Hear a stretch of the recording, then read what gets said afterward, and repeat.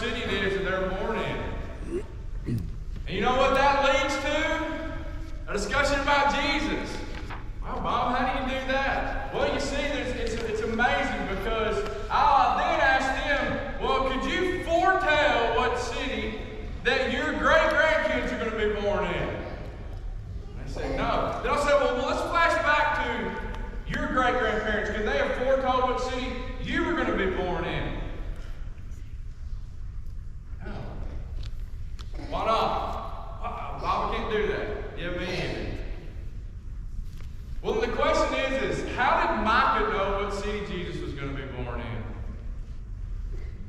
You see, Micah foretells, and God gives us, you ever read some of those verses in the Bible that you go, blah, blah, blah, blah, blah, blah, blah, blah, blah, blah. And you go wonder, God, how in the world is this inspired, and how is this used for doctrine, and used to equip, and to reprove, and how can I use this to thoroughly equip my life for every good work?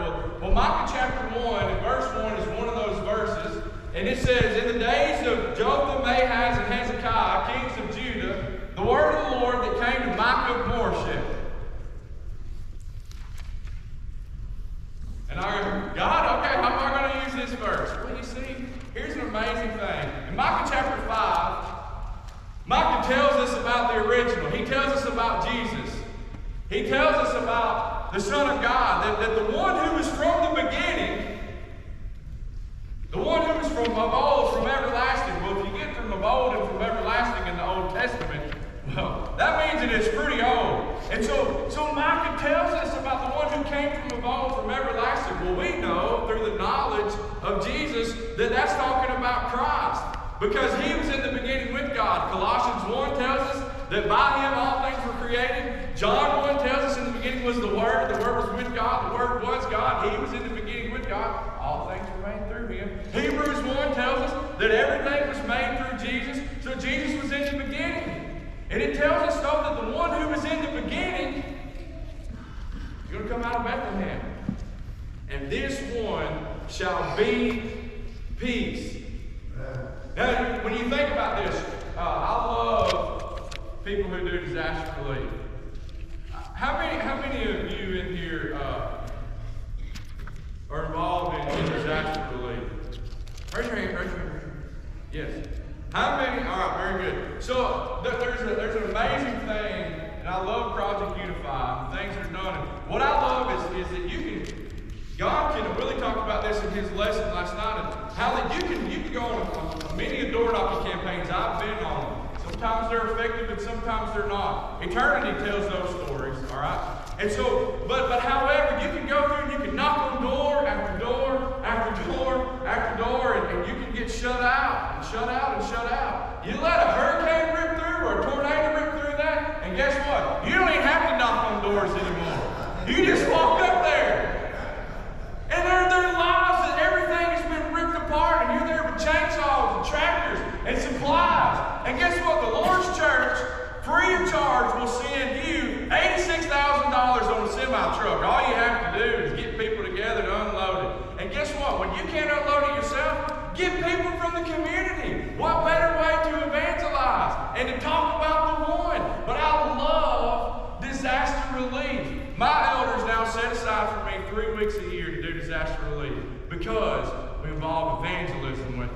It's all about evangelism. It's all about sharing the one and sharing the original. We can bring peace to some people who've had tragedy and devastation. And we've seen the lives and the souls that it affects. But I can't be their peace. Only one can do that. The original. And Micah chapter 5 tells us that the one, this one shall be their peace. And this one's going to come out of Bethlehem. He tells us he's going to come out of Bethlehem. Well, question, how did Micah know that? How did he know that? Well, so you go, Bob, why don't you share Micah chapter 1 with us about in the days of Jotham, Ahaz, and Hezekiah? Well, you see, God, through his inspiration of the Spirit, through his all wisdom, he gives you a timeline to share with people about Jesus. This timeline Jotham. He reigned from 739 BC to 731 BC. That's 739 years before Christ came to the earth. Ahaz reigned from 731 to 715 BC. And Hezekiah reigned from 715 to 686 BC. And you go, Bob, why are you talking about this? Here's the thing.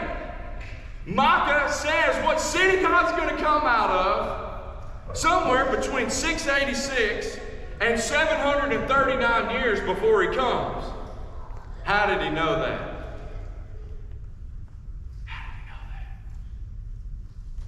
Every atheist who is reasonable, who will sit down and look at God's Word with me, at that moment,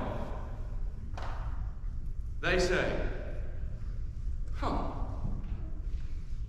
You see, God gives us everything. If you want more on that class, see me at the Ministry League Conference in May. So, there's only one original. There's only one Jesus. There's only one. And it's all foretold about him. You can't be the original, but you can reflect his image. We're called to reflect his image. The one who was prophesied about. There's only one that up from the grave he arose. Jesus is Lord, my Redeemer. There's only one. We sing about him.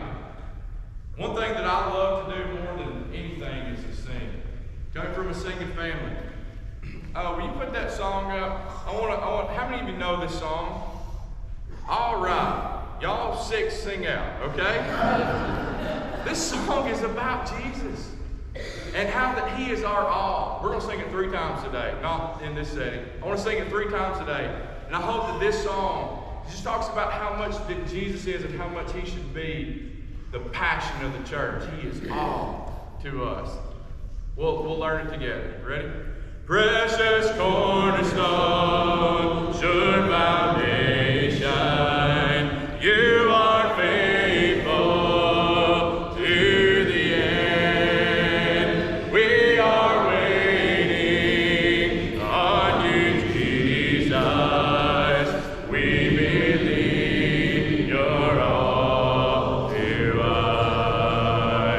Precious cornerstone, sure foundation.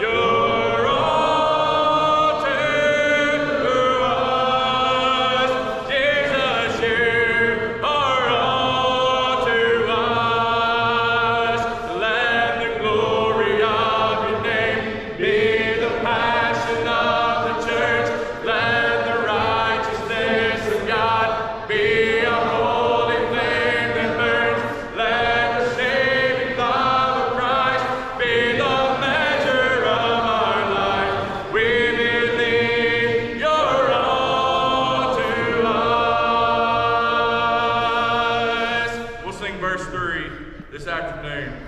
There's only one original. There's only one. Romans chapter 8 and verse 29 says this. It says, for those whom he foreknew, he also predestined to become conformed to the image of his Son, so that we would be the firstborn among many brethren.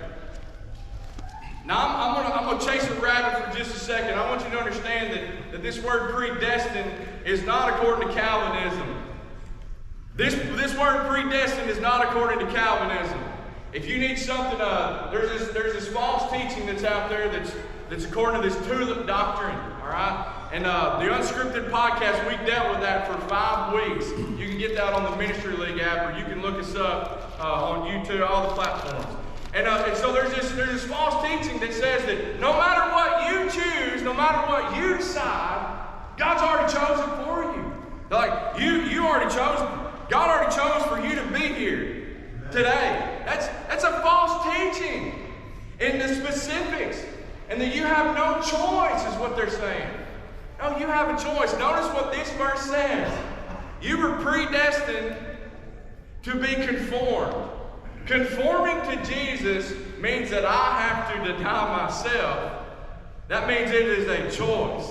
I have to deny myself to be conformed to his image. When you go to the potter's wheel, to be mashed down as clay, to be formed into something new.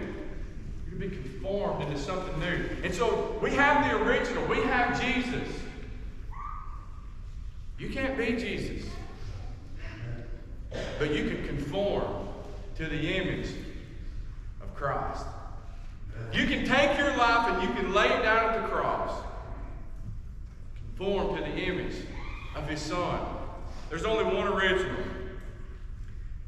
2 Corinthians chapter 3 and verse 18 says this, but we all with unveiled face, beholding as in a mirror the glory of God, are being transformed into the image from glory to glory, just as from the Lord, the Spirit. We're being transformed into the same image of Jesus. It's all throughout Scripture. Jesus told us in John 13, he told his disciples, he said, I have given you an example that you also should do. 1 John chapter 2, verse 6, the one who says he abides in him ought himself to walk in the same manner as he walked. I hope that you are taking your life and you're taking it to the yoke and you're coming to Jesus and you're taking on his yoke and you're learning from him. I learned so much last night. I don't know about you. And I don't know about the guy who spoke the first hour, but I'm telling you, those ones who spoke those next 3 hours were amazing. I learned so much, and I learned so much from fellowshipping with you all and the knowledge and the things that I got, the things that were shared with me. I learned Greek words I never knew existed, and I learned them in context I never knew existed. Is Reed Swindle in here? Man, power last night. I had never heard a lesson about worship the way that he brought it last night, and it was so tangible. And if the powers that be in the internet world work, I want to show you a video right after lunch today that goes right along with some of the things that he was saying about how the people, it's really hard to speak truth to people who won't look at truth, who don't believe that something is true. We're going to look at that. There's some things that are mind-blowing that I want you to see. We need to be transformed as the church into the image of Jesus if we're ever going to thrive. So you've seen the chairs up here. I'm going to ask for your help. This is when everybody in church goes, all right? I'm going to need your help with an illustration today. So I would like to have 5 husbands and wives. Can I get 5 husbands and wives? Okay, here we go. Men, if you're sitting beside your wife and you think that she's special in the Lord and she does a lot of work, I need you to bring her up here. All right? Yeah, there you go. Come on. I'm serious. Come on. Listen, I'm not going to embarrass you. I'm not going to embarrass you. This is something for us to learn. But I need you to come on. There you go. There you go. Come on, y'all. Come on up. Yeah. You too. Come on, Troy. Yeah, come on. Don't mess up your marriage. This is why I'm not getting married. I'm sorry, Kathleen. Come on. All right, now I need one more. And we got an elder and his wife in here. All right, come on. So now, perfect. I was going to have the men stand behind their wives the whole time. I'm not going to ask you to do it. All right, so here's the only thing that I'm going to ask you to do. Is I'm going to give you something that you can look at. You can look at the front of it, okay? So I'm going to come out here with the people, all right? So I'm going to give you something. Sadi, you mind going down to the right with Cody a little bit? And man, I'm just wrecking everything this morning, right? So what I'm going to have you do is I'm going to give you something, and you can look at yours, but you can't look at anybody else's. And all you can do is you can look at it, and once you've looked at it, I'm going to ask you to just place it in your lap, and then after that, you're just going to hold it up, okay? There's nothing scary on here. And so you'll know what you're holding up, but you won't know what everybody else is holding up. Does that make sense? Yeah? Okay. All right, so here you go. You can look at yours, but you cannot look at anybody else's.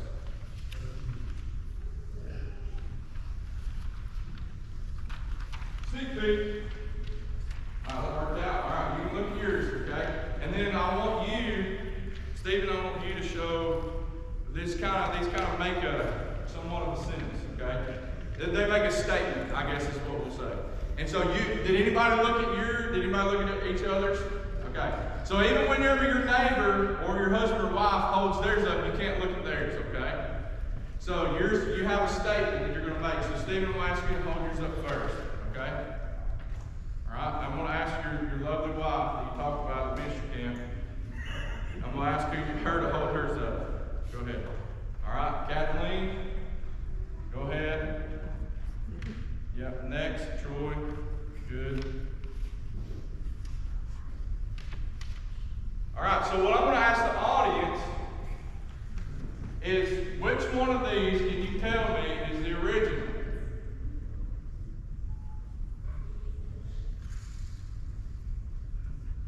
Keep them held up, yeah. Which one is the original? There's only one original that's up there.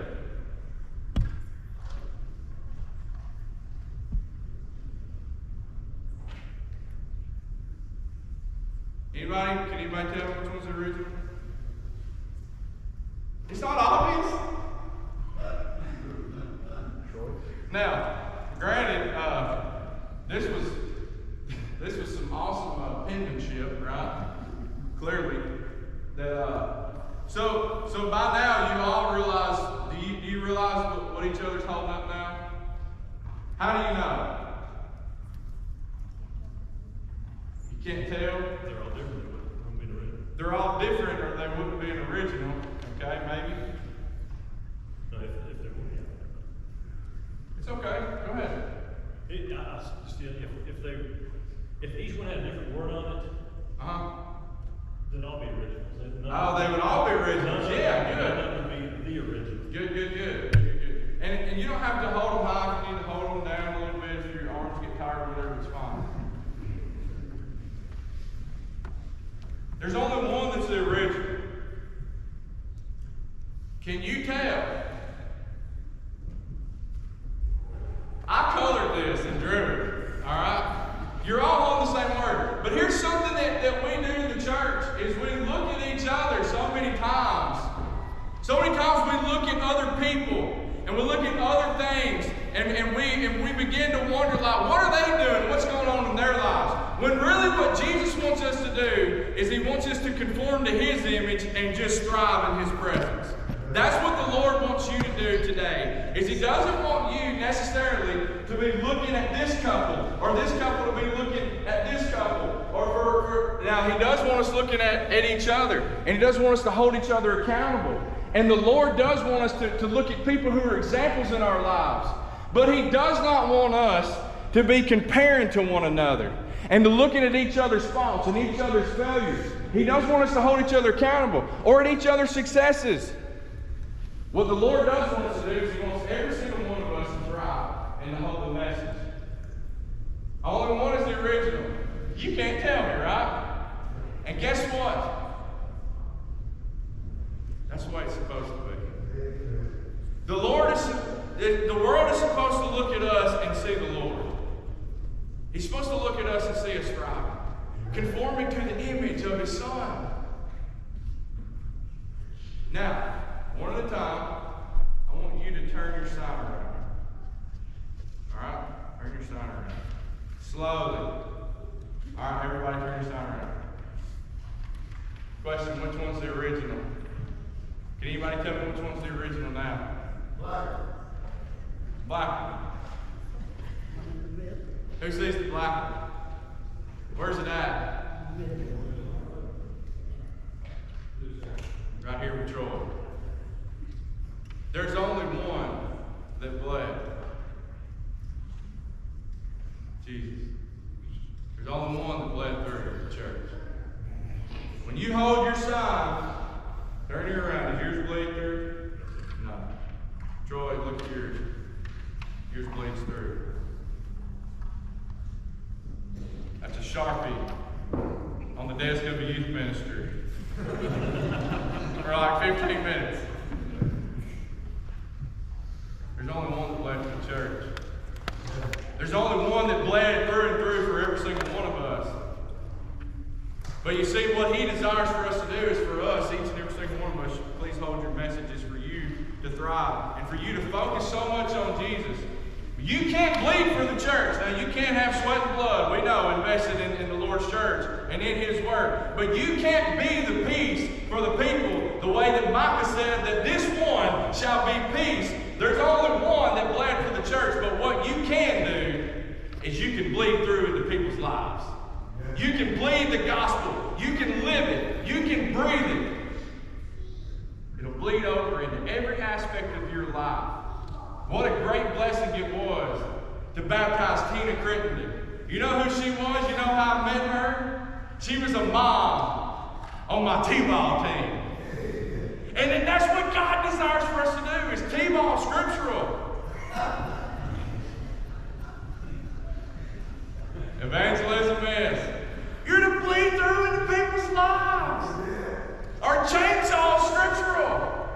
They are in a disaster zone as long as they're used for evangelism. Jesus said, just a cup of cold water. A cup of cold water. He wants us. He gives you. When Jerry Elder was talking about talents last night, I missed that class. Jerry hit me up one-on-one at lunch. Tell me about all the talents that are in the church. There's so many. We're so blessed in the church. It is the greatest place to be because you are with God's people who He is covered with His blood. Amen. The best place. Make it the best place. Make it the number one thing in your life. Jesus is number one. Where His people are, that's where we're going to be. And we're going to thrive together. We're going to work together. But you can't be the church. Yes, you can. But that's what everybody tells each other. Now, here's something that we do in the church. If your arms are getting tired, just kind of hold it there. But I'm fixing to preach a sermon, okay?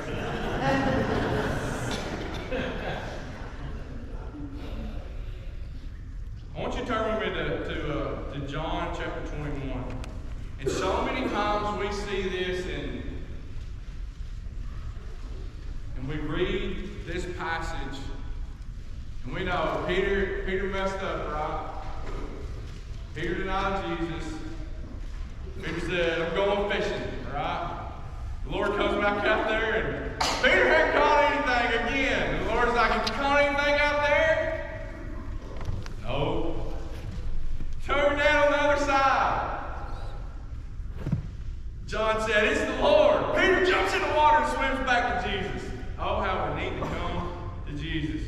Peter swims back to Jesus, and you remember the whole story. I'm not going to give you a lesson. Peter, do you love me? Tend my sheep. Peter, do you love me? Feed my sheep. Let's go to the rest of the story. Paul Harvey here, all right? John 21. Right after Jesus asked him so many times, do you love me? Is Cindy calling in here? Cindy? John 21.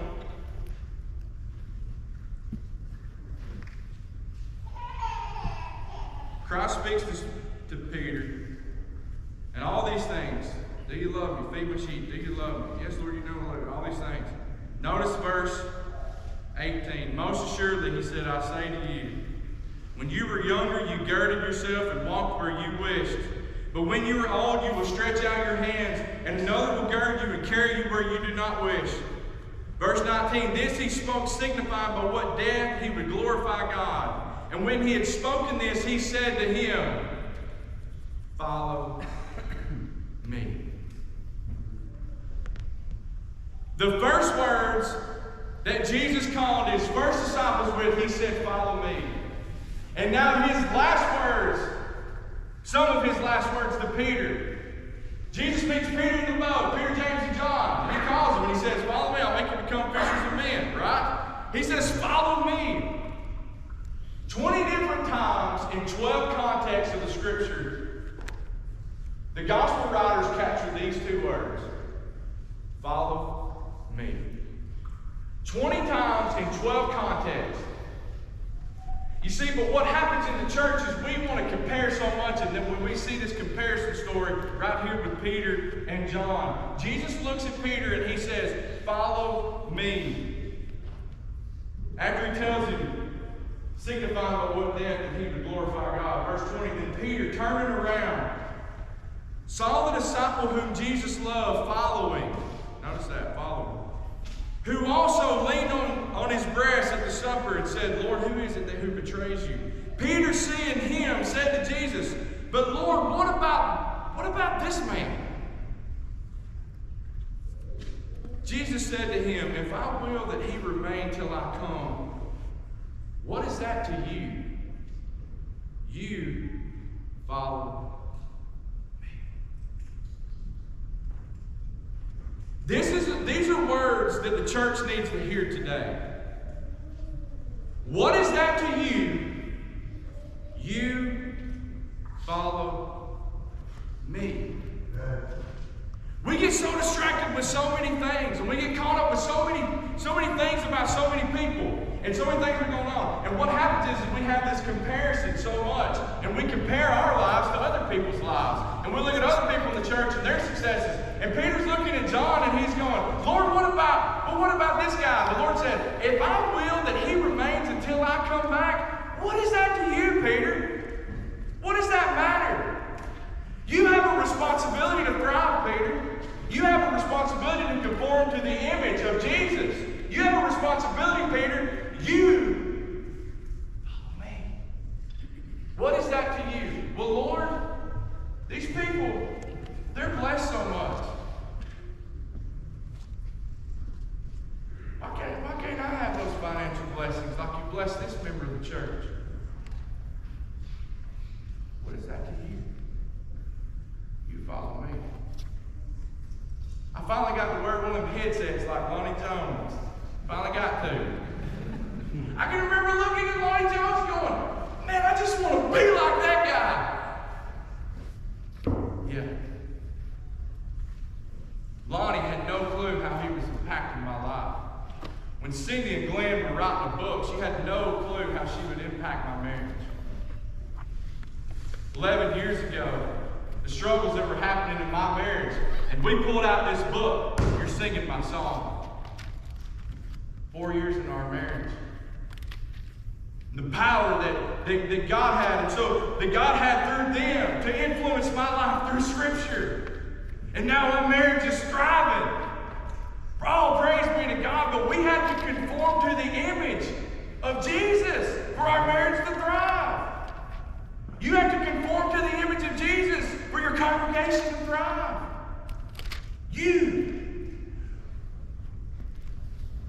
Lord, I just can't believe all these people vote a different way than I do in the church. What is that to you? You follow me. Lord, I just can't believe all these people who will do. What is that to you? You follow me. Cindy had a responsibility in her life as a member of God's people to follow Jesus. And what that meant to her is she was supposed to thrive.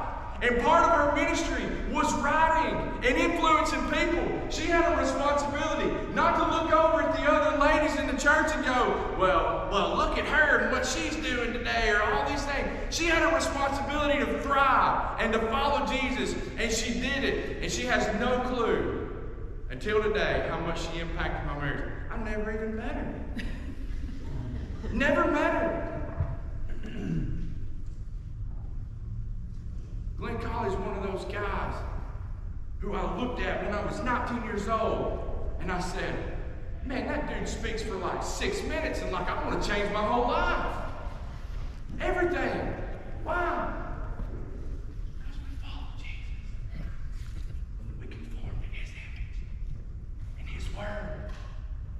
What is that to you? You follow me. There's only one original. But you have the responsibility. I surrender all. But you have a responsibility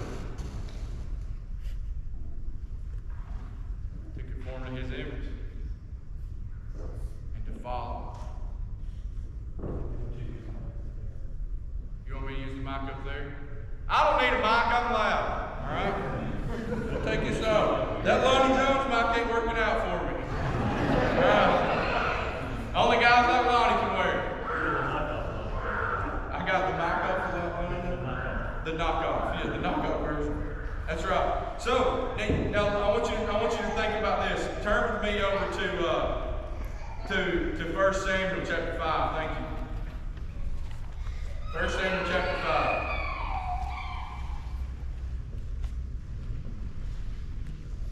In 1 Samuel chapter 5, the Philistines had taken over the Ark of the Covenant. You know the Ark, and you know what happens with the Ark of the Covenant. That wherever it went, God's people thrived. God's people survived. God's people lived. They were successful in battle.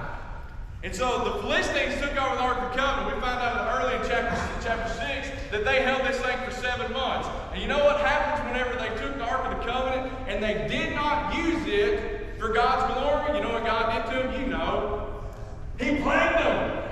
And so He would plague this city. And so that they plagued this false god. And they would wake up in the morning and wherever they placed the ark, and that image of that false god had fallen over. And then the next day. And so to this day, it says in the scripture that like, they don't worship that false god anymore. And so they would say, we got to get this thing out of here. So they would take that thing and they would send it to the next Philistine city. And guess what would happen to them? They would get tumors. God would send tumors on them, and He would send rats. How many of y'all like rats? Ugh, right? We don't like rats, we hate them. That's why God sent them. And so they were taking something that was holy and something that was useful that God's people were thriving with, and they weren't using it for the purpose that God had intended. And so God was sending the curse on them. And they said, we get to chapter 6, and they say, how do we send this thing back?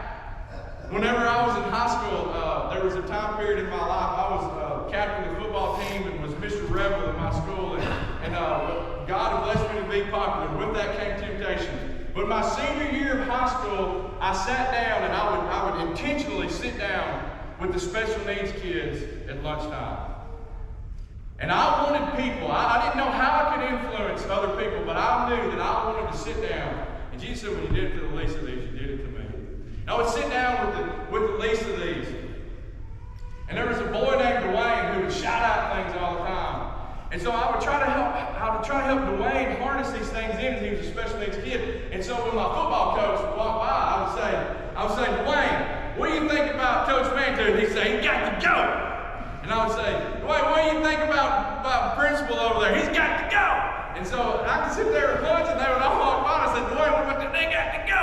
And so Dwayne would always say they got to go. I have so many other stories about so many other special needs children and the impact that they have. You can use them for God's glory. Dwayne says they got to go. And me and Dwayne would influence people. The Philistines looked at the Ark of the Covenant, and after 7 months with this thing, they said, it's got to go. We got to get rid of this thing. We are plagued with tumors, and we're plagued with rats. And so they call up God's people. They send the first email, I reckon. And they're like, how do we send this thing back?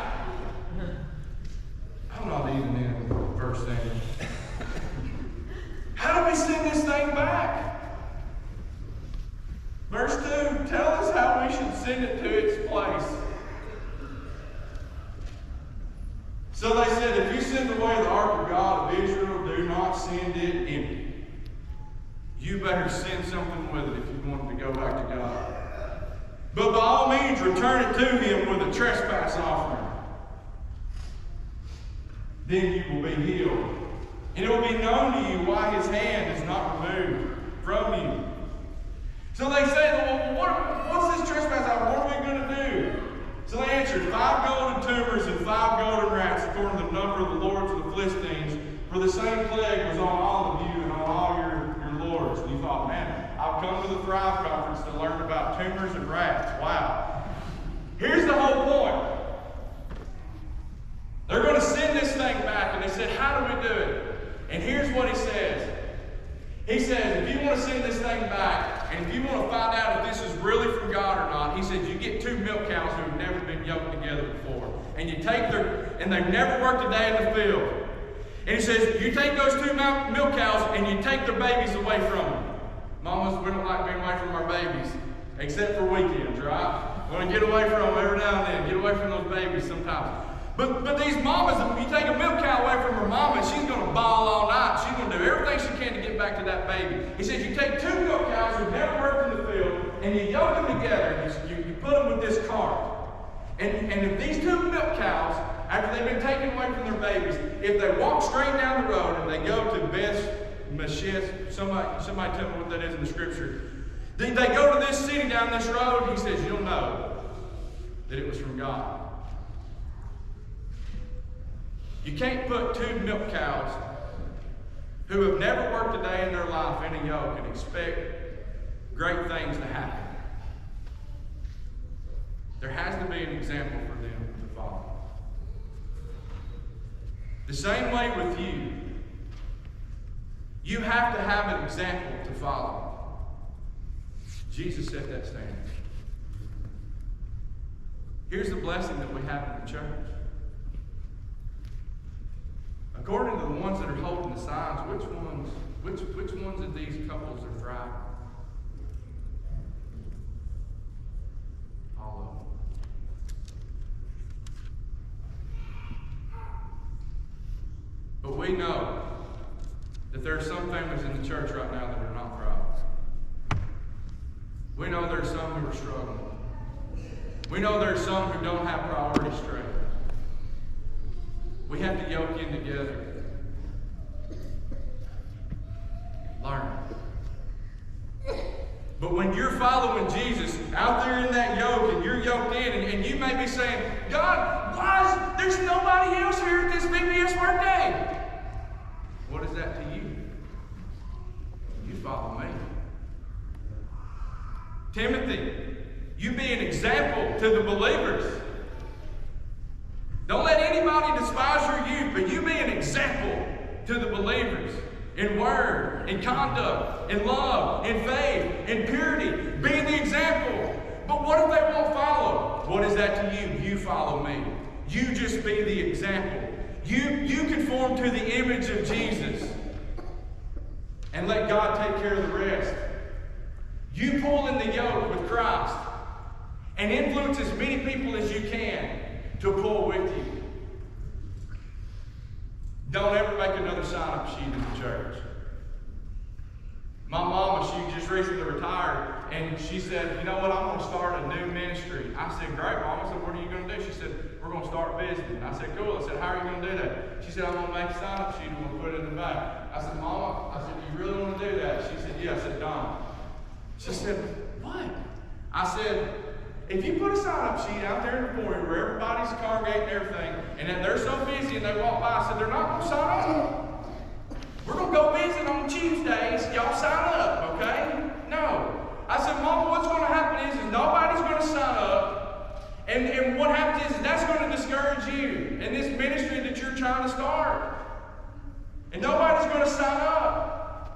And then you're going to get all discouraged. And you know what's going to happen? I said, then you're going to call up somebody and you're going to go, I'm so discouraged about this. And will you just come with me and go do this? And I said, start there. Don't do the sign-up sheet. Call Orlane and go, hey, I'm going to go visit Peggy on Tuesday. You want to go with me? Yeah, I'd love to. We're going to grab lunch too. And guess what? The next week, guess what they did? They grabbed up another one. Now they got all these ladies who are together, and they're going and visiting people, and they're eating lunch together. They're thriving. Don't do a sign-up sheet. Discipleship. Go grab one and go do it.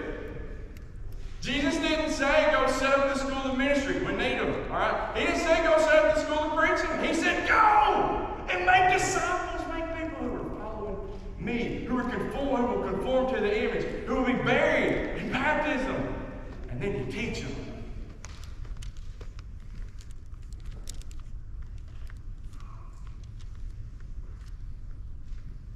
I'm still trying to figure out how to love my wife as Christ loved the church. People in the church help me with that. I see an example that I should follow, that I should pattern my life after.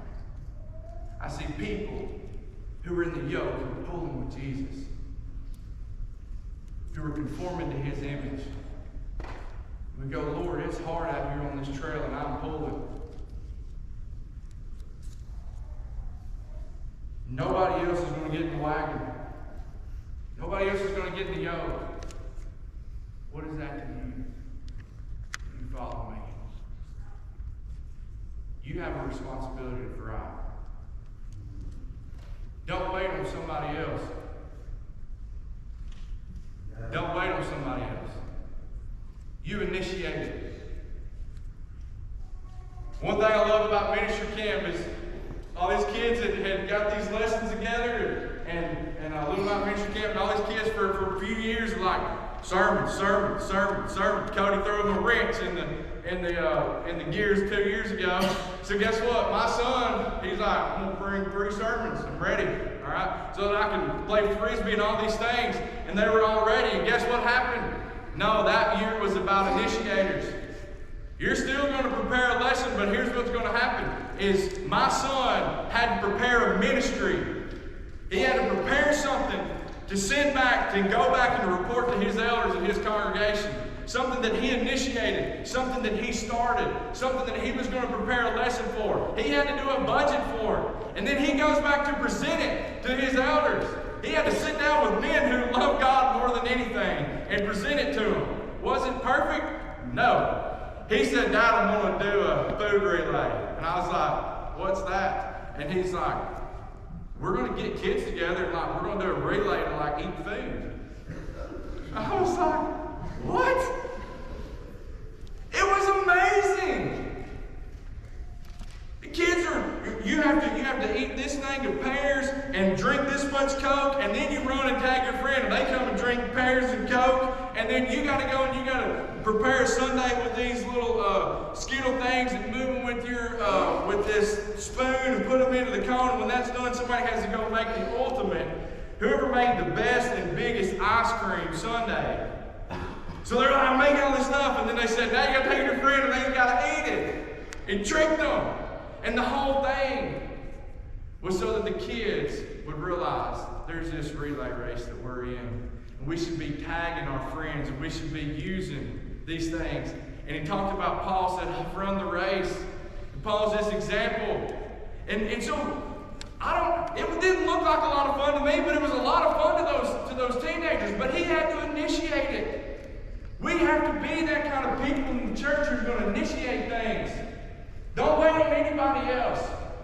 You get in the yoke. You pull with Jesus, and you conform to His image, and you learn from Him, and you keep pulling, and you keep being an example. Only one bled. Only one bled. But it's our responsibility to conform to His image. And it's our responsibility to bleed into other people's lives.